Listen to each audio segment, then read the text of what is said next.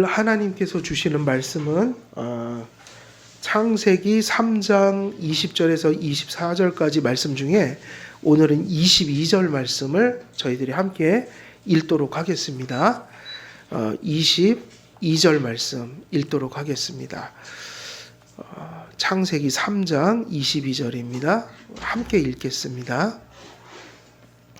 시작. 여호와 하나님이 이르시되 보라, 이 사람이 선악을 아는 일에 우리 중 하나같이 되었으니 그가 그의 손을 들어 생명나무 열매도 따먹고 영생할까 하노라 하시고. 아멘. 오늘 22절 말씀은 하나님께서 이제 아담과 하와를 에덴에서 이제 추방하시는 그런 장면들인데, 하나님께서 이제 그 아담이 그 에덴에서 추방되어야 하는 이유를 아담에게 분명하게 이렇게 인식시키는 그게 전반절에 있고, 네가 그렇게 함으로 에덴에서 추방된다. 그때 이제 뒤에 딸려오는 말씀이 뭐냐면 생명나무를 누가 접근하지 못하도록 막으셨어요. 아담과 하와가 접근하지 못하도록. 이 생명나무가 행위 언약에 있어서는 성례와 같은 거였거든요. 그래서 일종의 이게 수찬 금지란 말이에요. 우리가 범죄하면 수찬을 금지시키듯이 행위 언약을 어긴 자들이 생명나무에 접근할 수가 없었다. 그래서 이제 그런 두 가지 메시지가 이렇게 흘러가고 있는데, 오늘은 전반절 말씀을 보도록 하겠습니다. 여호와 하나님이 이르시되 보라, 이 사람이 선악을 아는 일에 우리 중 하나같이 되었으니. 특별히 이제 이 말씀 속에서 하나님이 보라 그러셨고, 아담에게 보라 그러면서 이 사람이 선악을 아는 일에 우리 중 하나같이 됐다. 그러니까는 아담이 그 하나님, 엄밀히 얘기하면 처음에 그 선악과를 따먹을 때 왜 따먹은 겁니까? 누구처럼 되려고요? 하나님처럼 되려고. 그러니까 이제 여기서 여러 가지 의미가 있겠지만 우리 중 하나같이 되었다라고 하니까 이제 이 말씀이 마치 그 하나님처럼 됐다는 말처럼 들려지지만, 이건 사실은 하나님이 역설적이고 풍자적으로 그의 미련함을 정죄하신 거예요. 그러니까 하나님처럼 되려고 먹었는데 실제로 하나님처럼 됐다는 얘기는 아니고요.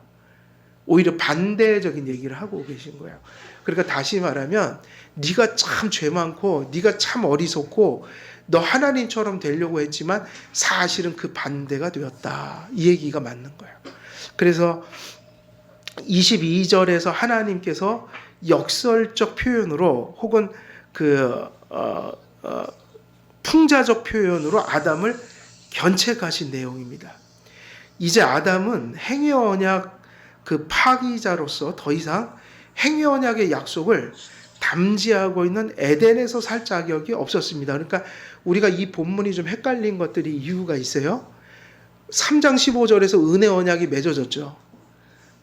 원시복음을 받았잖아요. 그런데 또 행위 언약을 파기하고 아직은 에덴을 떠나기 전이잖아요. 그러니까 행위 언약하고 은혜 언약하고 지금 이렇게 갈라지는 상황에서 중첩되어 있는 상황이라고요. 근데 행위 언약은 파기해서 끝났지만, 은혜 언약을 3장 15절에서 맺으셨지만, 근데 행위 언약을 깬 자로서는 아직 남겨진 일이 있다 이 얘기예요. 그래서 계속 3장 15절 이후에는 징벌적 고통 얘기도 하시고, 그리고 이제 뭐 가죽 옷을 해 입히시고, 그리고 이제 에덴에서 추방하는 거기까지 가야 돼요. 그 이유가 뭐냐면 에덴이라는 것 자체가 약속의 땅이란 말이에요. 가나안 땅은 무슨 땅이었어요? 가나안 땅은 엄밀히 얘기하면 약속의 땅이었잖아요. 근데 무슨 언약의 약속이었어요? 가나안 땅은 철저하게 은혜 언약의 약속이었잖아요. 그러니까는 예수님 믿고 구원받아서 하늘 본향에 갈 사람들 그 하나님 나라에 대한 모형이었잖아요. 근데 에덴은 무슨 언약의 약속이 이루어지는 장소였어요? 행위 언약. 그러면 일단은 두 가지 때문에 여기 더 이상 있으면 안 돼요. 왜냐하면 범죄를 한 사람은 더 이상 여기 있을 자격이 없다. 근데 은혜 언약 속에서도 비슷한 일이 일어났잖아요.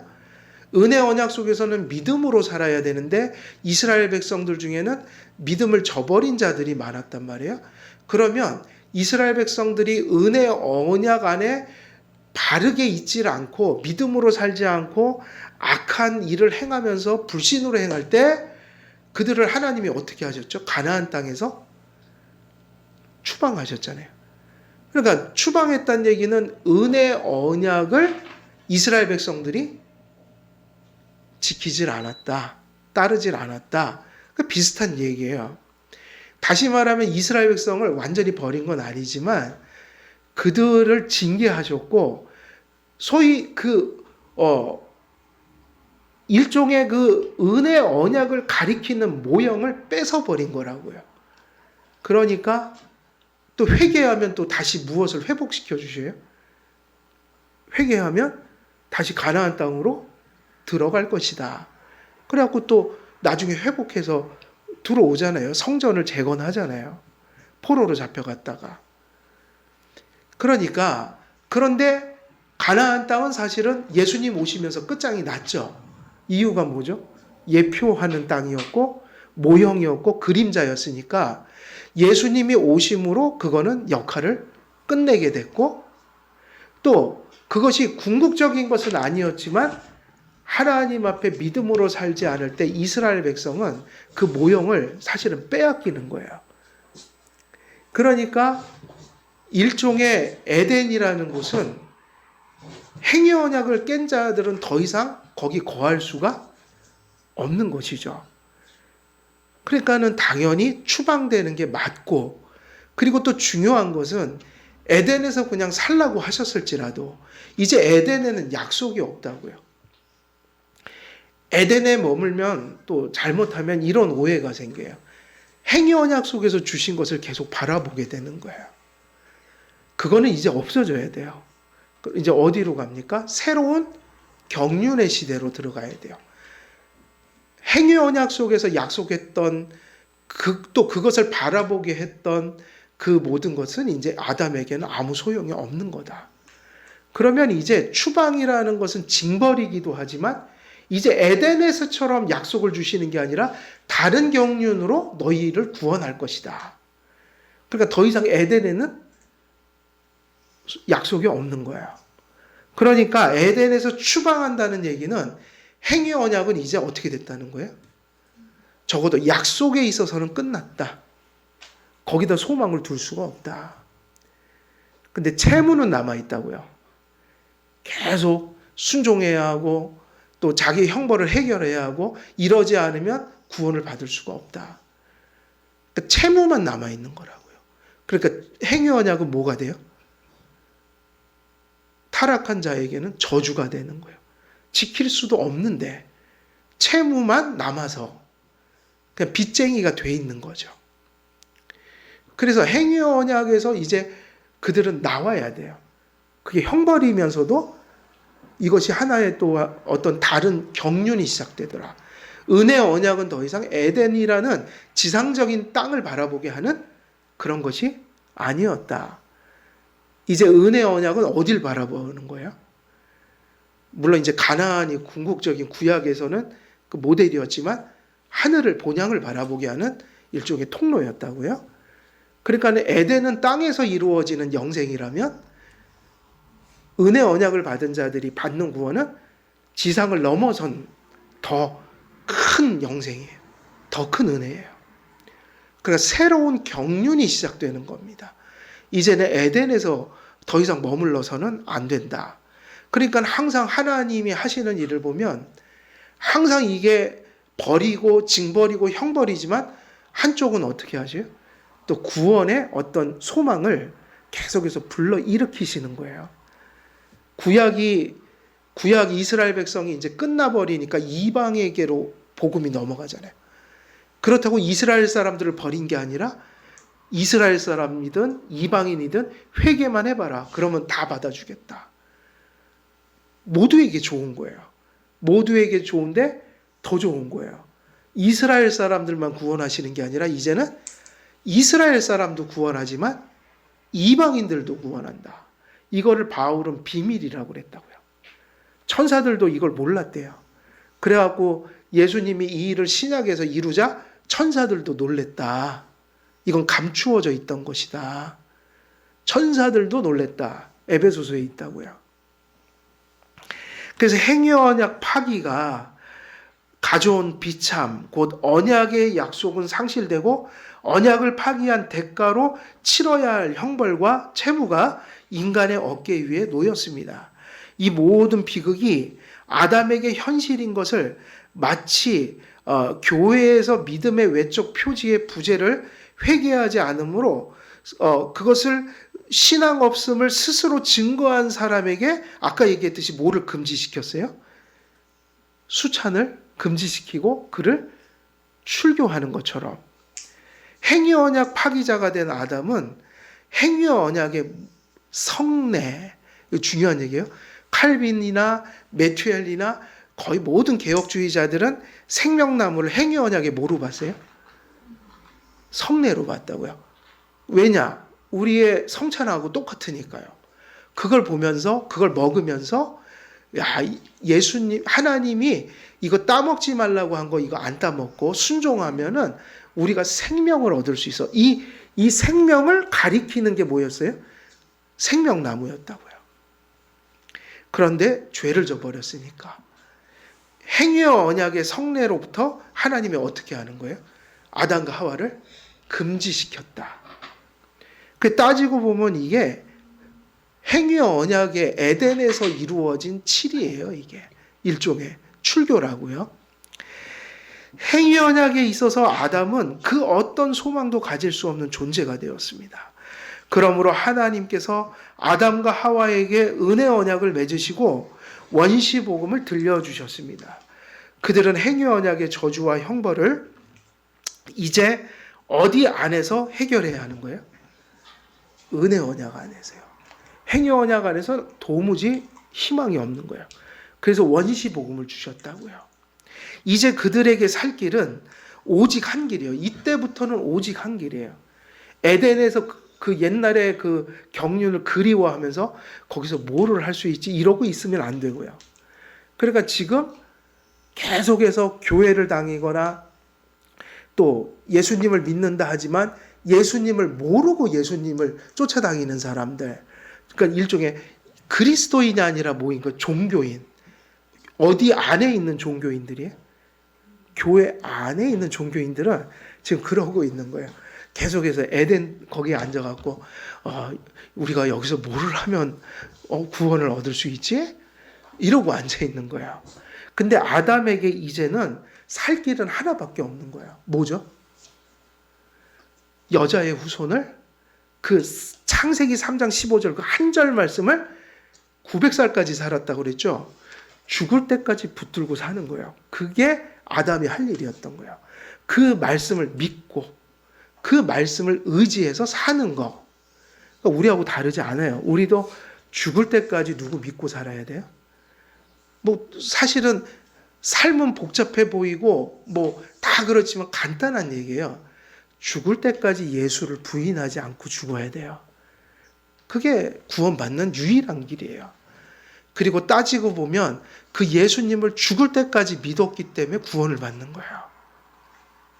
여자의 후손을 붙들고 의지하는 길밖에는 구원받을 다른 길이 없게 되었다.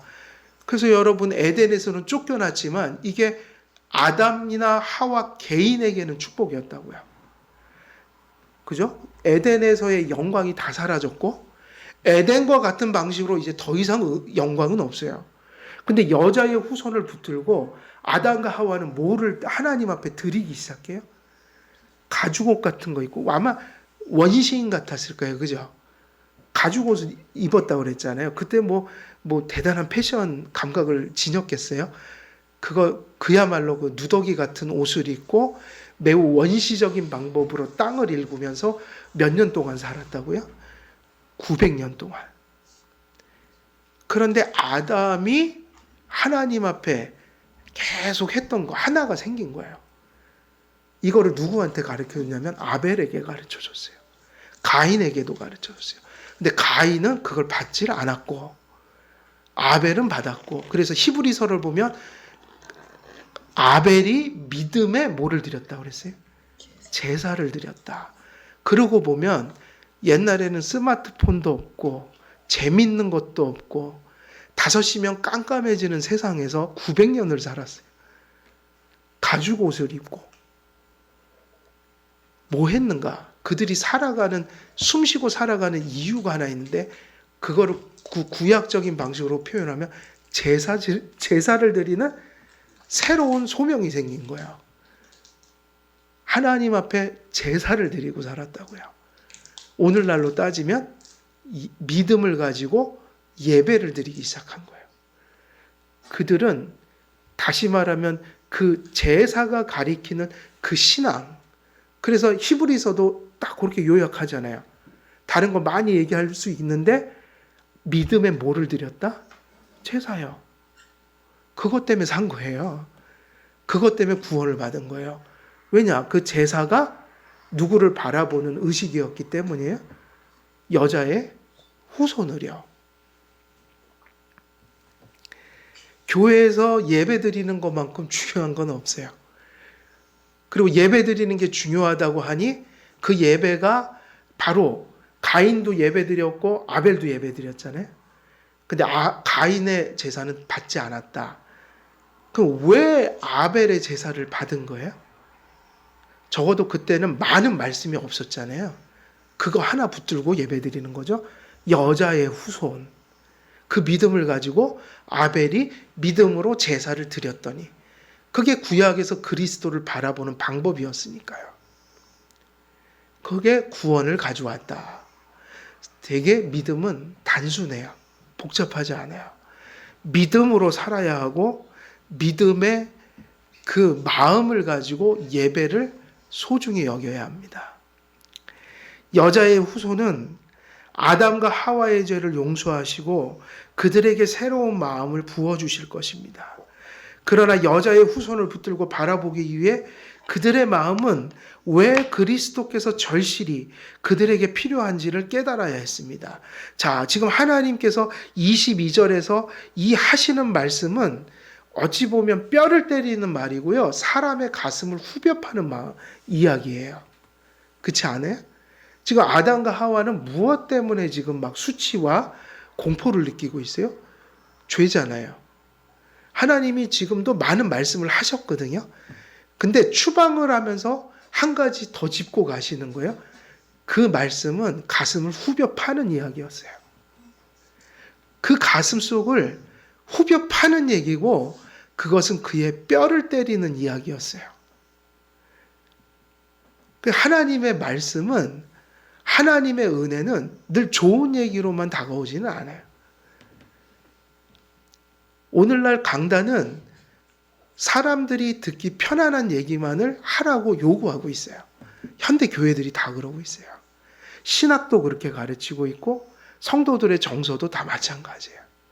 근데 그러면 다 죽습니다. 성경은 사실은 그 실학의 복음을 우리에게 주기 위해서 우리의 가슴을 후벼 파는 얘기를 해요. 우리의 뼈를 때리는 얘기를 해요. 사람이 가장 듣기 싫어하는 이야기를 합니다. 근데 그것이 없으면 예수를 알 수가 없어요. 그래서 언제나 복음은 죄의 이야기를 수반하고 있어요. 우리가 기독교 강요할 때 구속자 하나님을 얘기하기 위해서 뭐를 계속 전했다고 그랬어요? 죄요. 성경은 계속 그 얘기를 하기를 원해요. 그리고 그것이 분명하게 인식된 자들의 가슴 속에 값없는 은혜를 베풀어 주십니다. 이거는 언제나 변함이 없는 얘기예요. 회개가 없는, 복음이 없는 구원은 없어요. 그런데 스데반도 사실은 그 얘기를 하다가 어떻게 됐어요? 돌에 맞아 죽었어요. 스데반이 한 얘기는 여기의 복음과 다르지 않아요. 똑같아요. 예수 그리스도를 전하기 위해서, 은혜를 전하기 위해서, 하나님의 사랑을 전하기 위해서 스데반은 예수를 전하기 전에 뭐를 전했냐면 이스라엘 백성의 죄를 정죄했어요. 사도행전을 읽어보세요. 근데 사도행전을 잘 읽어보면 죄 얘기만 한 게 아니에요. 누구를 믿으라고 그랬어요? 예수님의 은혜를 다 전했다고요. 근데 뭐를 같이 전했더니 돌에 맞아 죽었어요? 죄를요. 근데 죄를 얘기하지 않고 예수를 얘기할 수 있나요? 그런 복음은 없어요, 성경에. 사실은 스데반이 전한 말씀의 절반은 유대인들의 가슴을 후벼 파는 얘기였고, 그리고 그것 때문에 예수를 전했어요. 구원을 받는 자들에게는 그게 복음이에요. 근데 믿음의 귀가 열리지 않으면 그것은 돌을 들어야 하는 증오심으로 바뀌었어요. 근데 오늘날도 그건 변함이 없어요. 항상 복음은 무엇과 같이 전하니까 그래요? 죄 얘기를 먼저 합니다. 그리고 그 죄에 대한 대안을 얘기해요. 근데 오늘날의 복음은 어떤 복음이에요? 뭐가 없는 복음을 자꾸 전하라고 그래요? 죄 얘기를 하지 말라고 그래요. 이게 오늘날 신학이에요. 이게 오늘날 복음주의가 빠져 있는 재앙이에요. 재앙. 로버트 슐로우 목사가 죄를 강단에서 전하지 말라고 했다고요. 책에서. 노만 필 박사라는 사람도 적극적 사고방식이라는 거 있죠. 왜? 노만 필 박사 아주 유명한 사람 아니에요? 이 사람들이 다 그 번영의 복음 이런 거 전했던 사람들. 심리학에 물든 목사들. 그 죄 얘기를 못하게 해요. 사실은 사람을 살리는 것도 그러한 복음이 살리는 거지만 이게 은혜로 역사하지 않으면 다 돌에 맞게 돼 있어요. 왜냐? 하나님은 언제나 복음을 죄로부터 구원하는 복음으로 우리에게 주셨기 때문에 하나님은 언제나 우리를 구원하실 때 뭐를 먼저 깨닫게 하셔요? 죄를 깨닫게 하신다고요. 근데 교회에서 죄를 얘기할 수 없고 죄를 이야기하는 게 불편해지면 무엇도 그만큼 희미해집니까? 복음이 희미해진단 말이에요. 그건 타락한 복음이에요. 그래서 사실은 이 말씀은 아담과 하와에게는 그가 구원받는 데 있어서 너무나 절실한 말씀으로서 그에게 주어진 거예요. 추방하기 전에 이걸 분명히 하고 나가야 여자의 후손에 대한 그 메시지가 아담과 하와에게는 자신에게 절실한 것이 되어지는 거예요. 그리스도는 애통하는 마음으로 목마르고 줄인 마음으로 가난한 심령으로만 붙들고 의지할 수 있는 것입니다. 자신이 죄인인 것을 깨닫지 못하는 사람은 그리스도를 의지할 리가 없어요. 이게 사실이에요. 죄에 대한 깊은 인식이 없는 사람은 절대로 복음을 소중히 여기지 않아요. 그래서 복음이라는 것이 죄를 절실히 깨닫지 못하고 받은 자들의 공통적인 게 종교적 교만이나 오만으로 갑니다. 율법도 마찬가지지만 복음도 마찬가지예요. 자기가 죄인인 걸 깨닫고 복음을 봐야지 그 사람이 온전한 크리스찬이 될 수 있어요. 자신의 영적 빈곤과 비참을 깨달은 자만이 그리스도를 자신의 유일한 구주로 붙들고 의지할 것이기 때문이에요. 그래서 예수 그리스도의 십자가에서는 누구의 죄를 발견하는 게 중요해요. 거기서 나를 위한 구원을 발견하기 전에 예수의 십자가에서 누구의 죄를 발견하는 게 중요해요. 이 얘기예요. 예수님이 왜 죽었냔 말이에요. 거기서는 너의 죄, 우리의 죄도 있지만 나의 죄 때문에 예수님이 십자가에 달렸다는 의식이 없이는 그에게 구원이 있을 수가 없어요. 예수님의 십자가는 철저히 내 죄 때문에 그 십자가에서 예수님이 돌아가신 것이다. 그 예수님의 고통과 그의 희생 속에 나타나는 그 무거운 고난들은 그것이 깊을수록 누구의 죄의 무거움이 거기서 발견돼야 돼요? 그것이 내 죄. 남의 죄를 깨닫는 것은 쉬워요. 남의 죄를 깨닫는다고 구원을 받을 수는 없어요. 누구의 죄를 깨달아야지 구원받습니까? 내 죄예요. 그러니까 십자가에서 누구의 죄를 발견해야 돼요? 자기 죄예요. 그리스도께서는 타락과 죄에 대한 하나님께서 베풀어 주신 유일한 대안이셨습니다. 그럼 그리스도가 왜 절실해지는 거죠? 왜 예수님은 이 땅에 오셔야 했고 왜 십자가에 못 박혀 죽으셔야만 했냔 말이에요. 그건 되게 간단해요. 죄 때문이잖아요.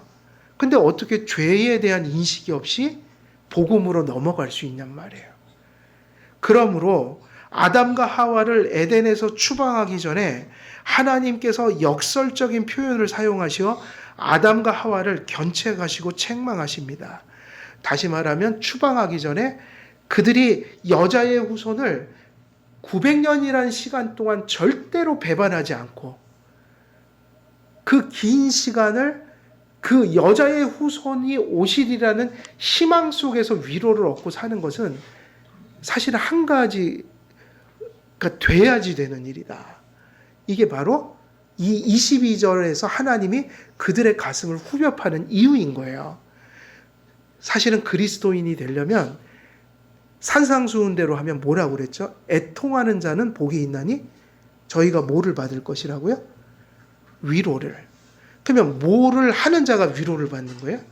애통하는 자가요. 심지어는 심령이 가난한 자가 천국이 저희 것이요라는 얘기는 심령이 가난하지 못하다면 천국이 저희 것이 아니라는 얘기인 거예요. 애통한다, 가난한 마음을 갖는다는 게 다 무슨 얘기죠? 하나님 앞에서 나의 죄를 깨닫는다. 그럼 누구와 절실해져요? 누가 절실해지죠? 예수님이요. 그래서 파스칼이 그 파스칼의 팡세라는 곳에서 그 써놓은 그 한 3-4줄의 그 격언, 그 메모, 그거는 엄청난 그 성경을 다 요약해버린 것이다. 자신의 비참을 모르고 하나님을 알아버리면 뭐에 빠진다고 그랬어요? 오만에 빠지고. 근데 반대도 성립해요. 나의 비참은 아는데 하나님, 그런 죄인을 구원하시는 하나님의 자비를 알지 못하면 그는 뭐에 빠진다고요? 절망에 빠진다. 그래서 그런 복음은 없어요. 죄가 빠지거나 또 복음이 없이 죄만 얘기되거나 바로 그런 곳에서 구원은 없다는 거예요. 언제나 구원은 인간의 비참을 드러내고 그 비참함 속에서 구원하시는 그리스도의 자비를 분명하게 제시하는 곳, 거기서 구원이 나타난다.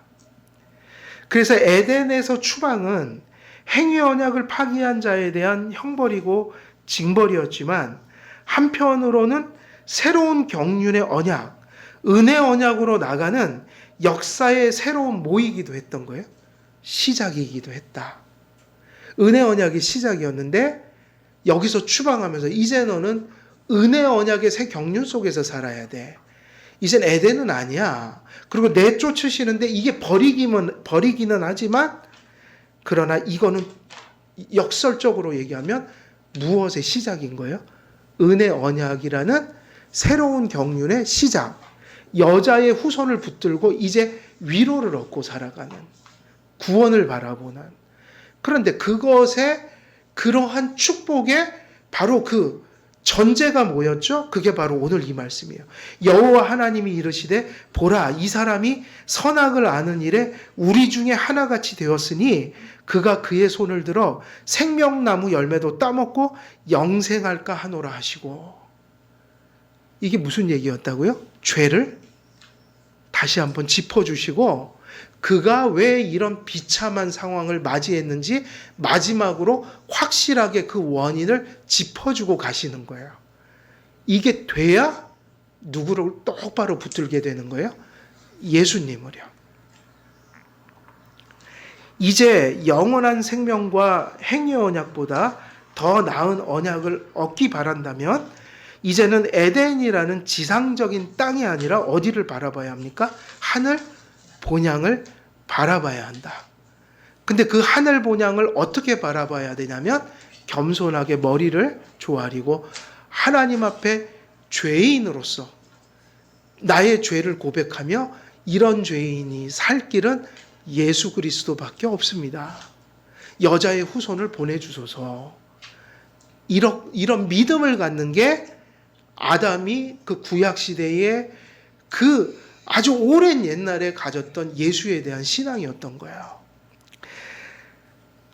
그래서 하나님께서 죄 없는 아담에게 베푸신 그 원의 그것의 힘으로 순종하여 붙들어야 할 약속은 이미 파기되었고 이제 타락한 인간이 구원을 받을 길은 그리스도를 통해 성취되는 그 약속을 믿음으로 붙드는 길밖에는 없게 되었습니다. 그리스도의 인격과 사역을 통해서 성취될 구원을 소유하는 유일한 길은 자신의 죄를 깨달아 애통하고 가난하고 목마르고 주린 마음으로 믿음의 빈손을 그리스도 앞에 겸손히 내미는 거. 이게 뭐냐? 구원받는 유일한 방법인 거예요. 어떻게 하는 거라고요? 가난하고 애통하고 목마르고 주린 마음으로 매우 겸손하게 아무것도 없는 빈손. 근데 믿음이란 손. 이거의 역할은 하나밖에 없는데 누구를 붙드는 거예요? 예수요. 그거를 하나님 앞에 내미는 거. 이게 이제 은혜 언약에서 구원받는 유일한 길이에요. 그를 붙들 때 무슨 일이 생기는 거죠. 많은 일들이 생기는 거예요. 이것은 은혜 언약 안에서 하나님께서 죄인과 연합하시는 방식입니다. 이것이 은혜 언약 안에서 하나님께서 죄인을 구원하시고 자기 백성을 삼는 방식입니다. 그러니까 예수 그리스도시여 당신은 나에게 아무런 값 없이 당신의 죽음과 희생으로 나를 용서해 주시는 나의 유일한 구주십니다라고 할 때 이걸 믿는 것이 구원이라고 그랬잖아요.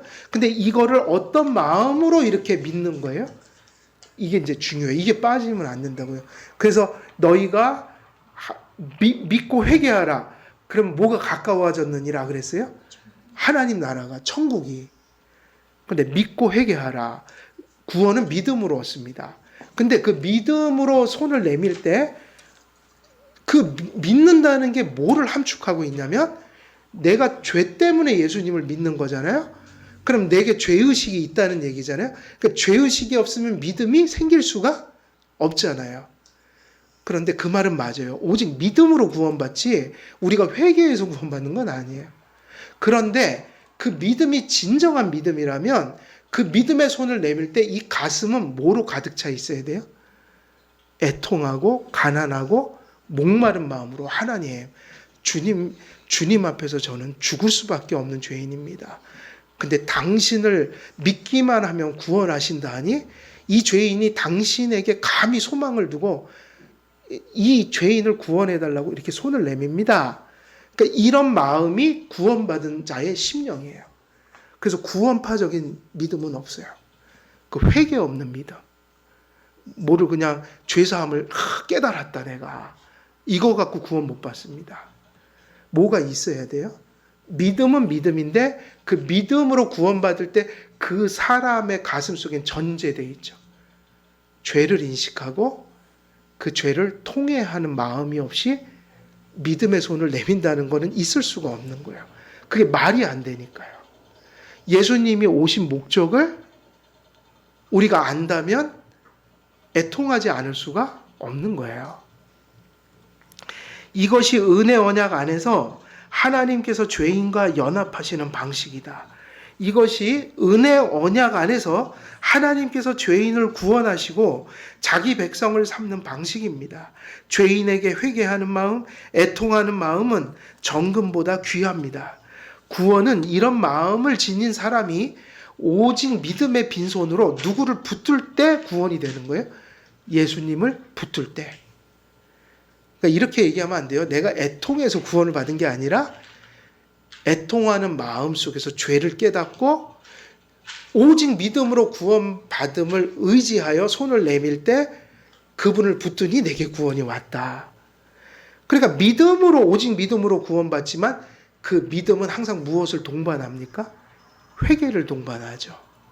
죄를 인식하는 깊은 마음의 그 마음이 믿음의 손을 내미는 전제가 되는 거예요. 예, 공로는 아닐지라도 우리는 회개하는 가운데 그리스도를 붙들어야 합니다. 자기 죄를 깨닫고 오직 그리스도만이 자신의 구원주가 되심을 믿는 그 믿음이 마음에 발생할 때 그는 이미 하나님을 향한 돌이킴이 시작된 것입니다. 그러므로 범죄한 아담과 하와를 추방하시는 하나님의 행위는 공의로운 성품으로부터 나온 동시에 은혜 언약 안에서 그들을 구원하시고자 하시는 자비를 나타내는 행위이기도 했다. 추방하는 것은 형벌이었지만 한편으로는 은혜 언약의 다시 말하면 시작, 도래이고 거기서 추방하면서 그를 정죄했던 우리처럼 하나가 되어서 이제 너는 생명에서 무관한 자가 되었다라는 이 가슴을 후벼 파는 이 정죄의 말씀은 누구를 믿으라는 간절한 또한 부르심이기도 한 거예요. 예수 그리스도를. 내가 아까 전에 얘기했던 여자의 후손을 네가 이렇기 때문에 붙들어야 되는 거야. 다른 거 아무리 노력해도 안 돼. 예수 외에는 너를 구원할 자가 없어. 이 얘기를 하고 있다고요. 그래서 그러므로 범죄한 아담과 하와를 추방하시는 하나님의 행위는 공의로우면서도 또 자비를 나타내는 그러한 성품을 계시하고 있는 것이다. 이 진리를 인류 첫 조상은 타락 후 에덴에서 원시 복음을 통해 듣게 되었지만 아담 이후의 모든 인류는 그들이 속한 역사 속에서 그 하나님의 복음을 듣고 그것을 붙들고 또 회개하면서 주님께 돌아와야 될 이제 온 인류를 향한 외적 부르심이 이제 나타나고 있는 거예요. 외적 부르심. 모두에게 이제 이 복음을 전하고 계신 거라고요. 그래서 돌아오는 자들은, 그래서 성령님이 그 들려지는 복음을 죄에 대한 깊은 인식 속에서 예수 그리스도에 대한 분명한 복음을 성령께서 말씀을 통해서 깨닫게 하실 때 누구든지 돌아오기만 하면 그들은 무엇을 받는다는 거예요? 구원을 받는다. 그래서 교회에서는 죄를 분명히 가르쳐야 되고 그 죄로부터 어떻게 구원받는지 예수님을 분명히 가르치면요. 이것이 우리의 전부인 거예요. 여기선 그거보다 더 중요한 일이 없고 창세기부터 요한계시록 그 모든 성경을 통해서 계속해서 이것을 여러 성경을 통해서 여러 가지 각도로 계속해서 선포하고 있는 거예요. 그러므로 예수님께서는 믿고 회개하라. 하나님 나라가 가까웠느니라. 그러니까 여러분 믿음에서 나타나는 회개, 믿는 일이 나타나고 그 믿음의 열매인 회개가 나타난다면 거기에는 무엇이 분명히 있는 거예요? 뭐가 있는 거예요? 천국이요. 천국. 지금 믿고 회개하는 거. 그것이 가슴속에 분명한 사. 그래서 이거를 뭐라고 불렀죠? 우리가? 회심. 그리고 성화는 뭐죠? 이 회심 때 얻은 믿음과 회개가 계속 자라가는 거. 그러니까는 믿고 회개하는 게 그 사람 속에 뭐가 있다는 증거예요. 하나님, 나라. 그리고 그런 분들이 모인 교회 속에 그들의 관계 속에 그들 중에 among you 그들 중에 뭐가 있냐면 하나님 나라가 지금 임하고 있는 거라고요. 교회에서는 이거보다 더 중요한 것은 없어요. 예. 그러므로 하나님께서 이런 역설적 견책으로 인간을 깨우치십니다. 이 말씀은 몹시 쓰라리고 통렬한 견책과 책망이었습니다. 이런 쓰라리다, 제가 뼈를 때린다, 가슴을 후벼 판다 그랬는데 이거는 제 얘기가 아니라 칼빈이나 메투엘리 같은 사람들이 주석을 하면서 사용했던 말이에요. 아담에게 쓰라린 얘기를 하고 있다. 이유가 뭐라고요? 그를 구원하기 위해서. 여호와 하나님이 이르시되 보라 이 사람이 선악을 하는 일에 우리 중 하나같이 되었으니. 그래서 이 말씀은 인간의 양심을 때리고 찌르는 말씀입니다. 인간의 타락과 죄로 인해 폐해가 심하고 그것이 깊어 매우 격렬한 치료책을 하나님께서 사용하고 계십니다. 그랬거든요. 그러니까는 지금 주석가들이 특히 칼빈이 뭐라고 그랬냐면 아담의 죄가 너무 깊어서, 거기다가 아담은 또 어떤 사람이었어요? 우리하고 좀 달랐잖아요. 언약의 대표였잖아요.